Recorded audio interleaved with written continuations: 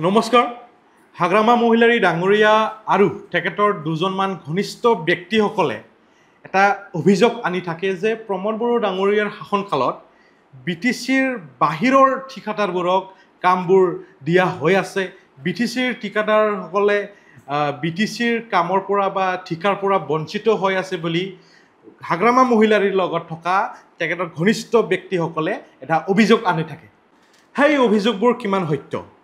আজি মোৰ হাতত এখন চিঠি আছে, যিখন চিঠি মধ্যপ্ৰদেশৰ ইন্দোৰ নগৰৰ সংগম নগৰৰ এজন নিবাসী ৰামাধৰ ৰায় বুলি এজন ঠিকাদাৰে বৰ্তমানৰ অসম চৰকাৰৰ এজন বিশিষ্ট ব্যক্তি বা অসম চৰকাৰৰ এজন শক্তিশালী ব্যক্তিৰ লিখা এই চিঠি। সেই চিঠিখন আচলতে কি লিখা আছে মই আপোনালোকক অলপমান পৰিখিনি জনাব বিচাৰিছোঁ। আৰু এইখন চিঠি হিন্দী ভাষাত তেখেতে লিখিছে, মই এইটো পৰিখিনি আপোনালোকক জনাব বিচাৰিছোঁ। ইয়াক লিখিছে যে मेरा नाम रामाधर राय, पिताजी बाबूलाल राय, पता 434 नंग स्कीम 91 संगमनगर इंदौर मध्य प्रदेश का निवासी हूँ। Bodoland territorial council Kokrajhar WPT NBC department से वर्ष 2018-19 में नीतू इंटरप्राइज कोकराझार के नाम पर मच्छरदानी सप्लाई का ऑर्डर BTC/CHT/WPT-32/2018-19/22 दिनांक 11/10/2018 को राशि 20 करोड़ का ऑर्डर दिया था। तो यार तेखते हिंदी भाषात लिखिছে যে 2018-19 বৰ্ষৰ বা 2018-19 ফাইনেন্সিয়েল ইয়াৰত যিন সময়ত হাগ্ৰামা মহিলাৰী দেৱৰ বিটিচিৰ চৰকাৰ চলি আছিলে, সেই সময়ত 20 কোটি টকাৰ মচ্ছৰদানী মধ্যপ্ৰদেশৰ নিবাসী ৰামাধৰ ৰায়ক দিয়া হৈছিল। এতিয়া প্ৰশ্নটো হ'ল মধ্যপ্ৰদেশৰ নিবাসী ৰামাধৰ ৰায়ে কেনেকৈ বিটিচিৰ ছাপ্লাই পাবলৈ সক্ষম হ'লে?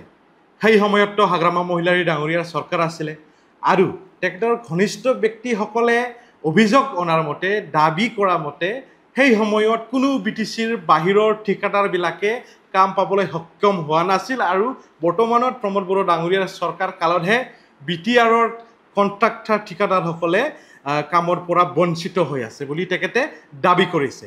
সেই কথাবোৰ কিমান সত্যতা আছে?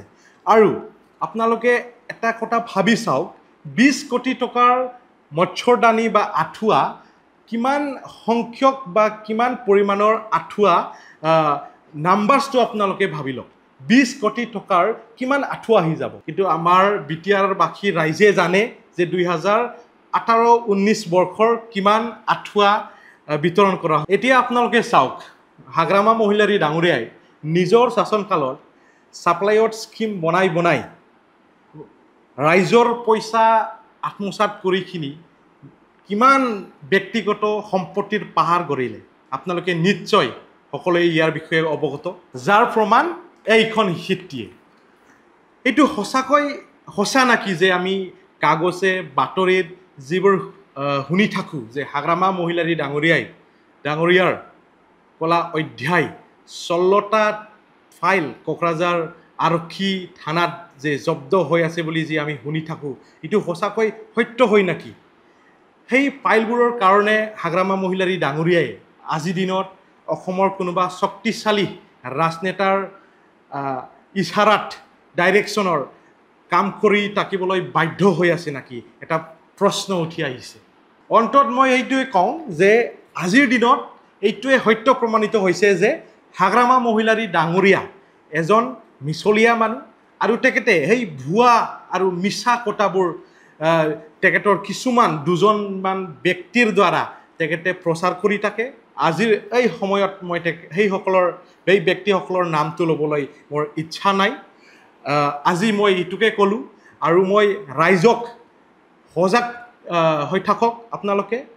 আপোনালোকে সেইবোৰ ব্যক্তিসকলৰ ছায়াৰ পৰা আপুনি সেই ব্যক্তিসকলৰ প্ৰভাৱৰ পৰা নিজকে দূৰত্ব বজাই ৰাখক। মই আজি এইটোৱে ক'লোঁ।